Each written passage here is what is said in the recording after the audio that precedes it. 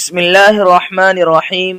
صرف 5 منٹ کا مدرسہ قرآن و حدیث کی روشنی میں 238واں دن 28 شعبان المعظم۔ نمبر 1، اسلامی تاریخ۔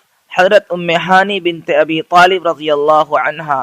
حضرت ام ہانی رضی اللہ عنہا حضور صلی اللہ علیہ وسلم کے چچا ابو طالب کی بیٹی اور حضرت علی رضی اللہ عنہ کی بہن تھی۔ ان کا نام فاختہ اور کنیت ام ہانی تھی۔ ان کا نکاح حبیرہ بن عمرو سے ہوا۔ شروع ہی سے انہیں آپ صلی اللہ علیہ وسلم سے بے حد عقیدت تھی۔ سن 8 ہجری میں جب مکہ فتح ہوا تو انہوں نے اسلام قبول کر لیا۔ یہ ان کی خوش قسمتی ہے کہ فتح مکہ کے دن آپ صلی اللہ علیہ وسلم نے انہی کے مکان پر قیام فرمایا اور ان کے گھر میں پناہ لینے والوں کو امان دی۔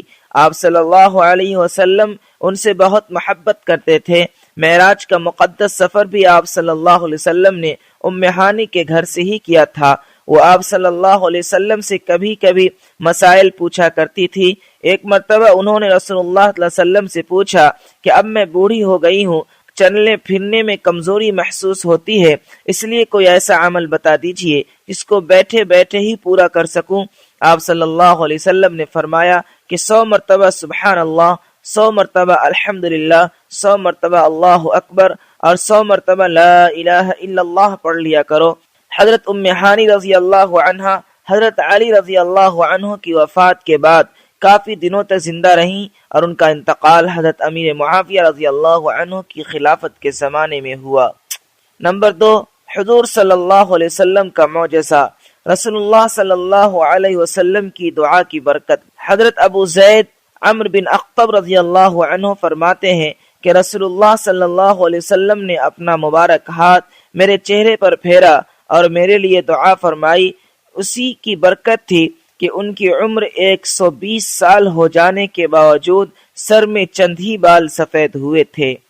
نمبر 3، ایک فرض کے بارے میں۔ ہر مسلمان پر روزہ رکھنا فرض ہے۔ قرآن میں اللہ تعالیٰ فرماتا ہے تم میں سے جو شخص رمضان کے مہینے کو پائے تو اس کو ضرور روزہ رکھنا چاہیے۔ نمبر 4، ایک سنت کے بارے میں۔ رمضان کا مہینہ آئے تو یہ دعا پڑھے۔ حضرت عبادہ بن صامت رضی اللہ عنہ فرماتے ہیں کہ جب رمضان المبارک کا مہینہ آتا تو آپ صلی اللہ علیہ وسلم ہمیں یہ دعا سکھاتے، اللہم سلمنی لرمضان وسلم رمضان لی وسلمہ لی متقبلا۔ ترجمہ، اے اللہ رمضان کے روزوں کے لیے مجھے صحت و سلامتی عطا فرما اور رمضان کو میرے لیے سلامتی کا مہینہ بنا اور اس مہینے میں کیے جانے والے میرے اعمال کو قبول فرما۔ نمبر 5، ایک اہم عمل کی فضیلت۔ نماز جنازہ کا ثواب۔ رسول اللہ صلی اللہ علیہ وسلم نے فرمایا جو شخص جنازے میں شریک ہو کر صرف نماز پڑھے تو اس کو 1 قیراط ثواب ملے گا، اور جو شخص جنازے کی نماز پڑھنے کے بعد دفن میں شریک ہو تو اس کو 2 قیراط ثواب ملے گا۔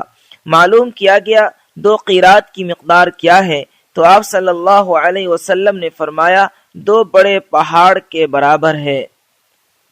نمبر 6، ایک گناہ کے بارے میں۔ پاک دامن عورتوں پر تہمت لگانا۔ قرآن میں اللہ تعالیٰ فرماتا ہے جو لوگ پاک دامن عورتوں پر زنا کی تہمت لگاتے ہیں پھر اپنے دعوے پر 4 گواہ نہ لا سکیں تو ایسے لوگوں کو 80 کوڑے لگاؤ اور آئندہ کبھی ان کی گواہی قبول نہ کرو، اور یہ لوگ سخت گنہگار ہیں۔ مگر جو لوگ اس تہمت کے بعد توبہ کر لیں اور اپنی اصلاح کر لیں تو بے شک اللہ تعالیٰ بڑا بخشنے والا مہربان ہے۔ نمبر 7، دنیا کے بارے میں۔ دنیا والوں کا حال۔ قرآن میں اللہ تعالیٰ فرماتا ہے اللہ جب انسان کو آزماتا ہے تو اس کی روزی اس پر تنگ کر دیتا ہے، پھر وہ شکایت کرتا پھرتا ہے کہ میرے رب نے میری قدر گھٹا دی، حالانکہ ہرگز ایسا نہیں، بلکہ تم یتیموں کی عزت نہیں کرتے اور مسکینوں کو آپس میں کھانا کھلانے کی ترغیب نہیں دیتے ہو جس کی وجہ سے ایسا ہوا۔ نمبر 8، آخرت کے بارے میں۔ سخت حساب کا نتیجہ۔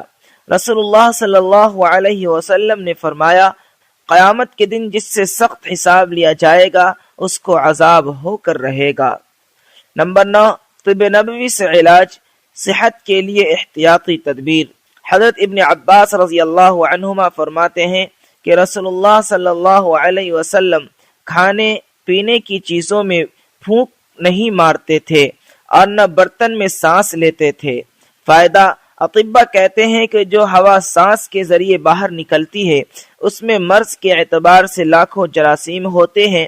جب انسان برتن میں 3 پھونک مارے گا یا سانس لے گا تو وہ جراثیم اس میں پھیل کر صحت کے لیے نقصان دہ ثابت ہو سکتے ہیں۔